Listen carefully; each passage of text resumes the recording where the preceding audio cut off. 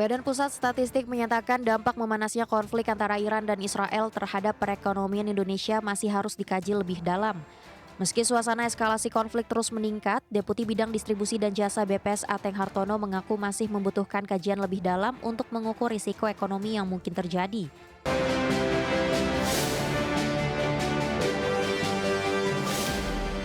Ya, Badan Pusat Statistik masih mengkaji lebih lanjut potensi dampak konflik di Timur Tengah, termasuk eskalasi antara Iran, Israel, dan Amerika Serikat terhadap perdagangan Indonesia. Adapun pada awal Januari 2026, nilai perdagangan Indonesia dengan Iran mencapai 18,5 juta dolar Amerika Serikat. Badan Pusat Statistik menyatakan dampak memanasnya konflik antara Iran dan Israel terhadap perekonomian Indonesia masih harus dikaji lebih dalam. Meski suasana eskalasi konflik terus meningkat, Deputi Bidang Distribusi dan Jasa BPS Ateng Hartono mengaku masih membutuhkan kajian lebih dalam untuk mengukur risiko ekonomi yang mungkin terjadi. Berdasarkan data BPS, nilai ekspor Indonesia ke Iran pada Januari 2026 tercatat sebesar 18,5 juta dolar Amerika. Adapun komoditas utama yang diekspor meliputi buah-buahan senilai 9,1 juta dolar, lemak dan minyak hewan nabati 2,1 juta dolar, serta kendaraan dan bagiannya 2 juta dolar Amerika.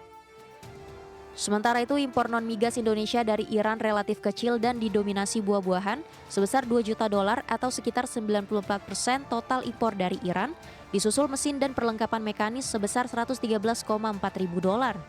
Surplus yang menipis pada Januari tadi 2026 menurut Mas Dani ya dibandingkan Desember 2005 karena penurunan ekspor ya. Pada Januari 2026, nah penurunan ekspor tersebut lebih dalam jika dibandingkan dengan penurunan impornya. Nah, Mas Dani, ya baik komoditas migas maupun non-migas sama-sama mengalami penurunan ekspor dan juga impornya. BPS menilai perhatian utama terkait potensi dampak konflik Timur Tengah justru tertuju pada negara-negara di sekitar jalur strategis Selat Hormuz seperti Oman dan Uni Emirat Arab. Adapun sepanjang 2025, impor non-migas Indonesia dari Oman mencapai 718,8 juta dolar, terutama berupa besi dan baja senilai 590,5 juta dolar. Dari Uni Emirat Arab, impor non-migas tercatat 1,4 miliar dolar dengan komoditas utama logam mulia dan perhiasan senilai 511,1 juta dolar. Jakarta, Raharjo Patmo, IDX Channel.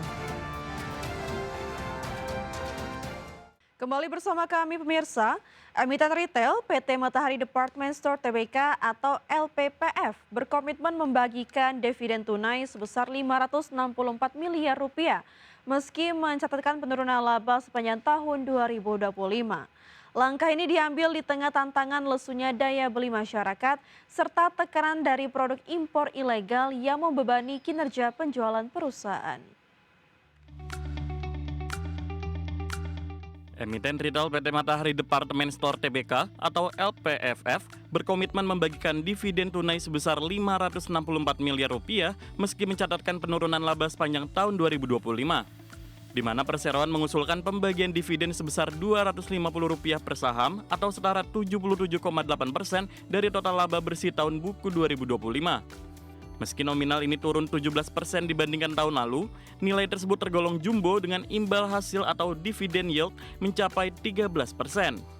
Komitmen ini tetap dijalankan manajemen walaupun perusahaan membukukan penurunan laba bersih sebesar 12,4% menjadi Rp725 miliar akibat pelemahan permintaan konsumen di seluruh wilayah operasional. Sepanjang tahun 2025, Matahari mencatatkan penjualan sebesar Rp11,1 triliun atau terkoreksi 10,2% secara tahunan. Penurunan ini dipicu oleh kondisi pasar tenaga kerja yang tertekan serta maraknya impor ilegal produk tekstil yang terus menggerus pangsa pasar domestik. Guna menjaga efisiensi, perseroan telah menutup 7 gerai berkinerja rendah, namun tetap agresif membuka gerai baru untuk merek eksklusif seperti Suko dan Zest guna menarik segmen pelanggan baru. Menghadapi tahun 2026, Matahari telah menyiapkan strategi penguatan stok senilai Rp1 triliun demi menyambut momentum Ramadan dan Lebaran. Selain ekspansi gerai fisik, perusahaan juga fokus memperkuat kanal digital melalui integrasi pemasaran offline dan online yang lebih solid. Dengan posisi keuangan tanpa utang berbunga serta fasilitas pinjaman yang masih tersedia, manajemen optimis inisiatif strategis ini mampu mendorong pertumbuhan kinerja yang lebih kompetitif di masa depan. Berbagai sumber, IDX Channel. Pemirsa, emiten desain interior dan furniture PT Harta Jaya Karya Tbk atau Meja berencana membagikan saham bonus dengan rasio 10:8. Aksi koperasi ini bertujuan untuk memperkuat struktur permodalan sekaligus meningkatkan likuiditas perdagangan saham perseroan di bursa.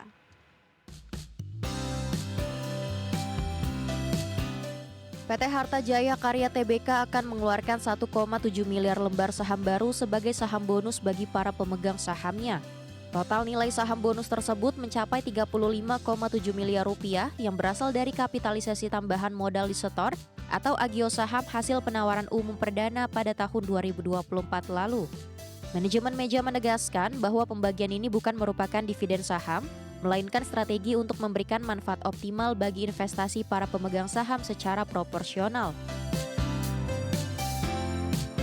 Langkah ini diharapkan dapat menambah likuiditas perdagangan saham Meja di Bursa Efek Indonesia, sehingga lebih menarik bagi para investor retail maupun institusi. Mekanisme pembagian akan dilakukan dengan pembulatan ke bawah atau round down bagi pemegang saham yang mendapatkan pecahan saham. Dengan struktur permodalan yang lebih kuat, perseroan optimistis dapat terus berekspansi dan memberikan imbal hasil yang lebih baik bagi pemangku kepentingan di masa depan. Perseroan menjadwalkan rapat umum pemegang saham luar biasa atau RUPSLB pada 8 April mendatang untuk menyetujui rencana besar tersebut. Adapun periode perdagangan dengan hak atas saham bonus atau KUM bonus di pasar reguler ditetapkan pada 16 April 2026. Jika berjalan sesuai rencana, pendistribusian saham bonus kepada pemegang saham yang berhak akan dilaksanakan secara serentak pada 8 Mei 2026 mendatang. Berbagai sumber IDX Channel. Kita ke informasi pertama pemirsa, pemerintah terus mengawasi dampak eskalasi perang di Timur Tengah, khusus potensi gangguan di Selat Hormuz yang menjadi jalur distribusi energi dunia. Penutupan Selat Hormuz akan berdampak pada harga minyak dunia yang berpotensi memicu kenaikan biaya produksi lintas sektor. Eskalasi perang di Timur Tengah yang kian memanas menimbulkan kekhawatiran khususnya di sektor perdagangan global. Salah satu risiko terbesar yang dicermati yakni potensi gangguan di Selat Hormuz yang menjadi jalur distribusi energi dunia. Penutupan Selat Hormuz dipastikan akan berdampak pada harga minyak dunia. Menteri Perdagangan Budi Santoso menyebut lonjakan harga minyak dunia berpotensi memicu kenaikan biaya produksi lintas sektor, mulai dari industri manufaktur, kegiatan ekspor, hingga harga barang di pasar domestik bisa ikut terdorong naik. Beban biaya logistik dan bahan baku yang meningkat juga berisiko menggerus daya saing produk Indonesia di pasar internasional. Ya, misalnya kan bahan bakar ya, pasti kan akan pasti nanti kalau itu memang benar terjadi, ya sekali lagi mudah-mudahan enggak. Kalau itu benar terjadi, ya memang akan berdampak ke industri kita, ke ekspor kita, tidak hanya di Indonesia, ya ke semua negara. Ya makanya tadi yang pertama saya sampaikan tadi adalah pasar di dalam negeri itu harus kita jaga dengan baik. Kalau yang pasar luar negeri pasti semakin berdampak. Untuk meredam dampak tersebut, Kemendak berupaya meningkatkan ekspor ke market pasar negara-negara yang relatif tidak terdampak, hingga memaksimalkan berbagai stimulus guna dapat meningkatkan daya beli agar menopang pertumbuhan ekonomi di dalam negeri. Pemerintah juga akan meningkatkan kolaborasi bersama swasta dalam rangka menjaga daya beli masyarakat, seperti penyelenggaraan berbagai macam event, penyediaan diskon, hingga berbagai macam pasar murah yang diselenggarakan. Jakarta, Riki Anwar di IDX Channel.